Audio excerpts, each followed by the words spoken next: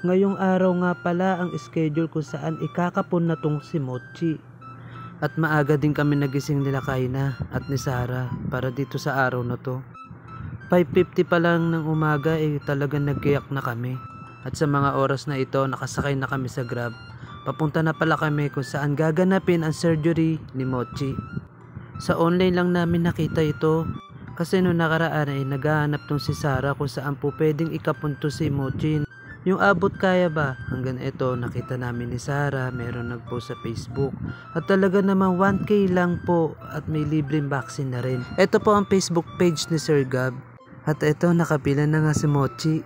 At kaunti pa lang ang mga tao. Kaya naman yun, iniwan muna namin siya dun saglit habang ito sila Kaina at Sarah.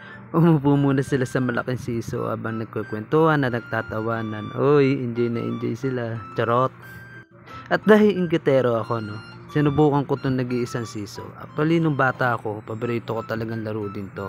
Nakakamiss maging bata. Uy! Ito nga pala, nag-i-start na rin ang pagre-register para dito sa may kapon surgery. Dito nagbigay sila ng pipil-apan at the same time, nagbayad na rin si Sarah. At ito yung mga kasamaan ni Mochi. Tignan nyo to. Nagwawala at parang alam niya kung ano ang po pwedeng mangyari sa kanya ngayong araw.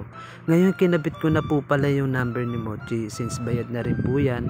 At ang next procedure nito ay kukunin na lang siya ng mga staff ni Doc Gab. At mag-i-start na rin ang pagkakapon ng mga pusang ito. Samantala umupo na kami dito nila Sarah at Kai. Kinakabahan ako kasi ako na ikakapon. Pero dahil matibay ako, kumain muna ako. At eto na nga yung oras kung saan kailangan harapin ni Mochi ang kanyang kinakatakutan. At ayan na nga nasigaw na nga po siya at naiyak ng mga oras na yan.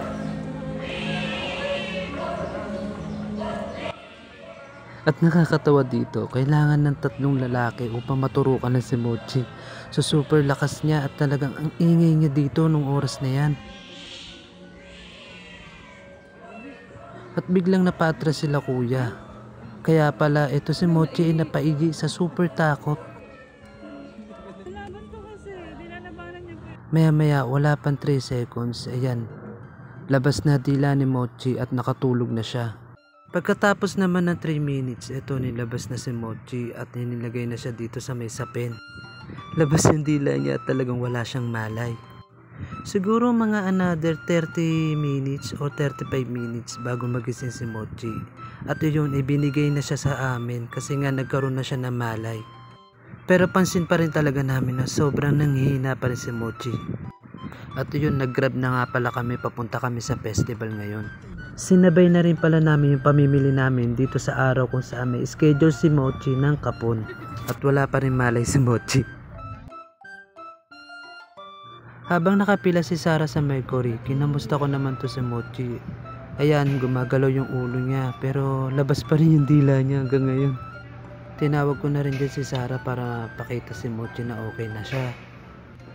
Ang dahilan nga kung bakit pala namin kinapon si Mochi ay super ang ingay niya simula nung umuwi kami galing probinsya. Sa super uncontrol ng ingay ng bunganga niya, mapatanghali, hapon at gabi ang ingay-ingay niya sobra. Ang hinala talaga namin dito ay naghahanap na rin siguro siya ng babae. At since 6 months na siya, pwede na talaga siyang ikapon. At eto na Mochi, congrats sa'yo kasi isa ka ng pusang walang itlog. Charot! At naway maging behave ka na Mochi. Salamat nga pala sa panonood ng journey ni Mochi. Yun, bye bye!